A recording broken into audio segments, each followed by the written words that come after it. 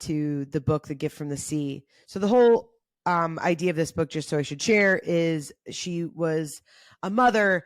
She's married from a very public, well-to-do family, which then comes with its own slew of frustrations because you're in public all of the time and this, public image and everything. And so she talks about she had to leave and go to the sea to write this book and collect her thoughts of how she could herself deconstruct what her patterns of living were in order to get to a place that felt authentic for herself.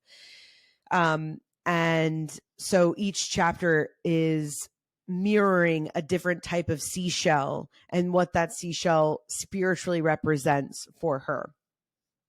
And so in the intro, she just talks about being at the beach, and this is the last paragraph. And she says, the sea does not reward those who are too anxious, too greedy, or too impatient.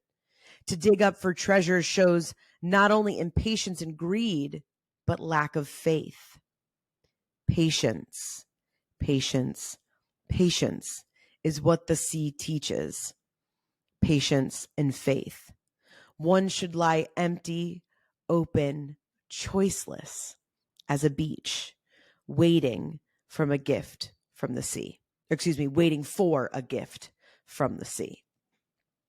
And so I just loved that idea of the patience and what shows a lack of faith. And if we're talking about, again, however you identify spiritually, or even if you're atheist, none of that really matters. But this idea of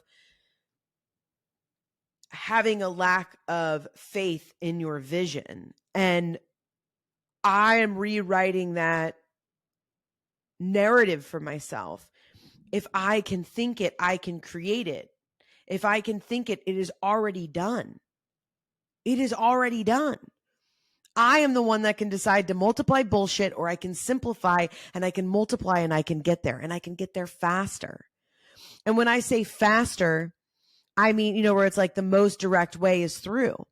That doesn't mean it's easy. If you've read any hero's journey, you know that in order for them to be the hero, in order for them to be triumphant, there is challenge after challenge after challenge.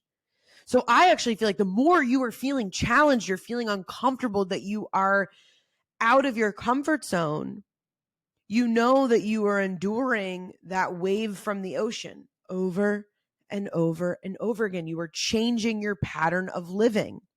You are fighting to simplify your pattern of living in order to multiply. And I think so many of us, again, like I get into this place where it's like future outcome. It has to be my vision. Why isn't it here yet? And this, you guys have heard me bitch about this before. It's like all of I know I always joke about white women, and sometimes people are like, I don't know why it has to be about race. And I'm like, you're missing a joke. It's a comedy joke.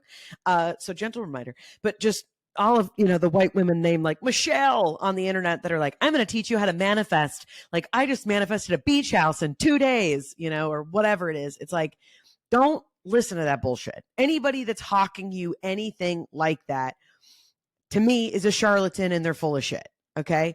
Because now that's not to say that you can't learn to attract things a lot faster. But again, that's when you're in that alignment. When you are in alignment, when you're making those daily investments, and you can stop focusing on the future outcomes, and you are looking for the things that will multiply your vision, because you're focused on what your final quote unquote vision or your outcome is. You don't ever get to that place, by the way. It just keeps unfolding. So, you're welcome. But when you're in pursuit of those things. So I do believe that there are things that we can attract faster, right? When you're putting your focus and things there. But if you think that you're going to go from like busted broke, okay, and then all of a sudden you're just going to figure out how to manifest like $100,000 in 30 days, you're out of your mind. And that's also not spiritual alignment. That's not how the law of the universe works. That's why I talk about this all the time. That's why we have seasons, right? Even though as many of y'all that are like, I'm ready for like sweater season. It's time. Well, it's still 90 degrees and humid in Georgia. Okay. So sorry, where it's like, you cannot rush the process. You cannot keep digging on the beach for treasures and looking for something. You have to be patient. It's making those daily investments.